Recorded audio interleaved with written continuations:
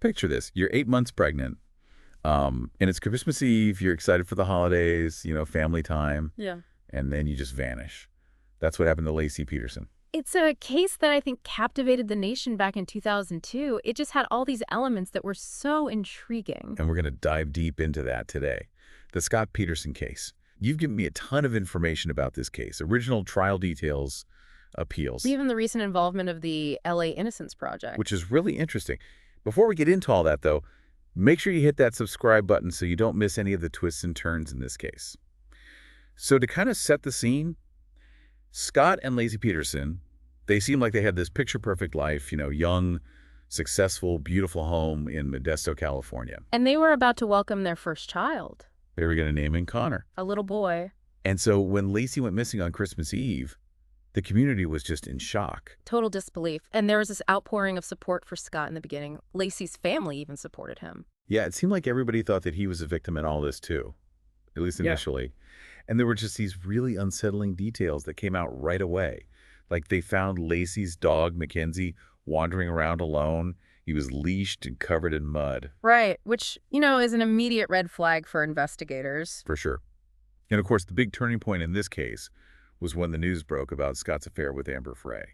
Yeah, that really shifted public perception of him because it Yeah. introduced this idea of a motive. Right, suddenly it wasn't just a missing person case. It was like, okay, is this guy trying to get out of his marriage and impending fatherhood? Exactly. And when you start to really examine the timeline of December 24th, the day that Lacey disappeared, there are some inconsistencies that start to crop up in Scott's story. Especially about his fishing trip. Right? He claimed to have gone fishing at the Berkeley Marina, which is interesting because he bought a new fishing boat just days before Lacey's disappearance. That always kind of gave me Chris Watts vibes.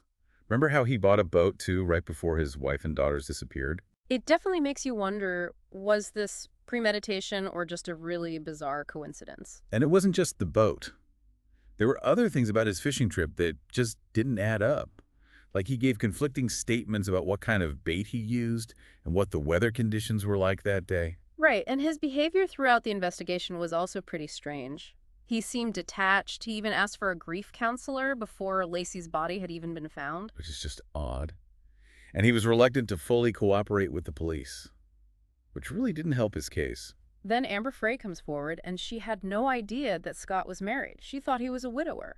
And to make matters worse, Scott told her that he was in Paris for New Year's Eve. Just minutes before a vigil was being held for Lacey. It was a huge blow to his credibility. I mean, it really made him look like he was living a double life. And to her credit, Amber Frey fully cooperated with the police. She even recorded conversations that she was having with Scott. Which is pretty damning evidence. Yeah, those recordings were really important because they gave investigators some insight into Scott's state of mind. He was trying so hard to maintain this facade of innocence, but he seemed really callous and indifferent towards Lacey's disappearance. For months, there was just no sign of Lacey. And then the worst possible news came. Their bodies were found washed ashore in the San Francisco Bay, not far from where Scott had been fishing. It was devastating, and unfortunately, the autopsies couldn't determine a cause of death for Lacey or whether Connor had been born alive. The decomposition was just too advanced. It's heartbreaking to think about. It really is. And the fact that their bodies were found so close to where Scott claimed to have been fishing, well, that was incredibly incriminating. It really seems to tie him to the crime scene. Hmm. And then there's that detail about the dental records. Scott didn't provide Lacey's dental records to help with the identification. Even though they shared the same dentist. Which is just strange. Why wouldn't he do everything in his power to help identify his wife and child? It does raise a lot of questions. It's almost like he wanted to distance himself from the victims as much as possible.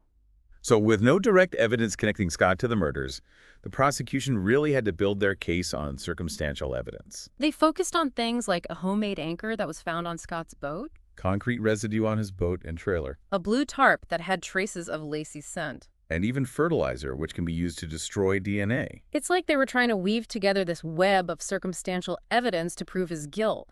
And then there were Scott's actions in the weeks following Lacey's disappearance. He sold her car. He subscribed to adult channels. He even took out a life insurance policy on her. Yeah, it painted a pretty damning picture. Like he was planning to start a new life without Lacey and Connor. The prosecution argued that Scott's motive was clear. He wanted to be with Amber Frey, and Lacey and Connor were in the way. Of course, the defense argued against this, citing juror bias, the intense media scrutiny surrounding the case, And the lack of concrete forensic evidence, But ultimately, the prosecution's narrative was just too compelling for the jury to ignore. especially after Scott was arrested while seemingly trying to flee to Mexico. Right. He had dyed his hair, he had several different IDs on him, and a large amount of cash. It just solidified this image of a guilty man trying to escape justice. The Scott Peterson trial was a media sensation. It was all anyone could talk about. It had everything you could want in a true crime story. A seemingly perfect life, a devastating loss, a shocking betrayal. And in the end, the jury found Scott guilty of the murders of Lacey and Connor, He was sentenced to death. a sentence that would later be overturned and changed to life in prison. But that's just the beginning of this deep dive. Because even with the conviction, doubts lingered. New evidence emerged. And some people started to question whether justice had truly been served. And that's where the LA Innocence Project comes in. They took on Scott's case, claiming that he was wrongfully convicted. The Peterson case, it really highlights how even when there's a guilty verdict, doubts can still linger, especially when a case relies so heavily on circumstantial evidence. Yeah, and when we look at the appeals process, some pretty compelling arguments came to light. For example, Scott's legal team, they pointed out these inconsistencies in witness testimonies. Like those people who said they saw Lacey walking her dog Mackenzie the morning that she disappeared. Right, if those witnesses were telling the truth, it would completely blow the prosecution's timeline out of the water.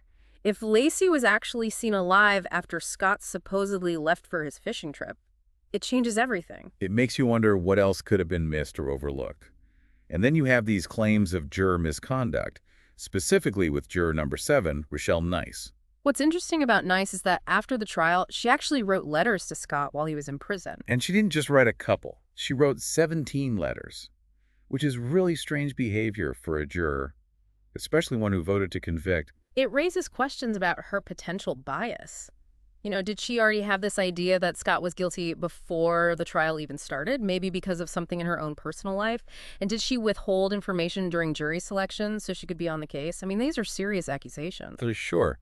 And then there's this whole other theory that started gaining traction during the appeals about a burglary that happened across the street from the Petersons' home, right around the same time that Lacey vanished. Now, this is where things get really interesting.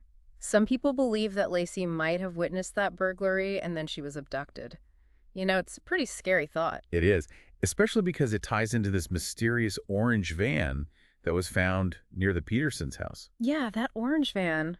That's a piece of evidence that the LA Innocence Project is really focused on. They say that the police never properly investigated the van.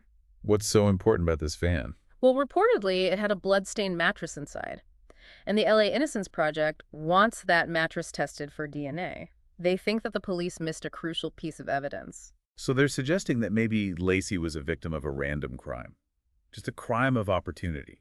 It's terrifying to think that something so awful could happen in broad daylight in a nice neighborhood. It adds this whole other layer to an already very complicated case.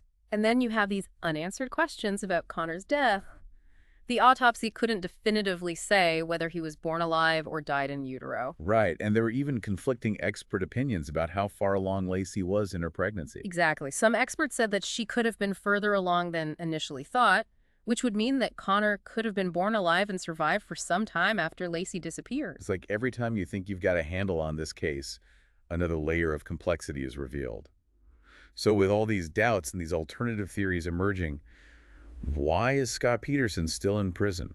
Well, ultimately, the judge denied Scott's petition for a retrial. He said there wasn't enough evidence to prove that there was juror misconduct or that Lacey was killed by somebody else. But the LA Innocence Project isn't giving up, are they? Not at all. They're continuing to investigate, looking for any new evidence, and pushing for a re-examination of the existing evidence, like that blood-stained mattress from the orange van. It's like a true crime mystery where the ending keeps changing. It really shows the power of unanswered questions and the ongoing pursuit of justice, no matter how much time has passed. Yeah. I mean, it's pretty incredible that the LA Innocence Project has taken on this case.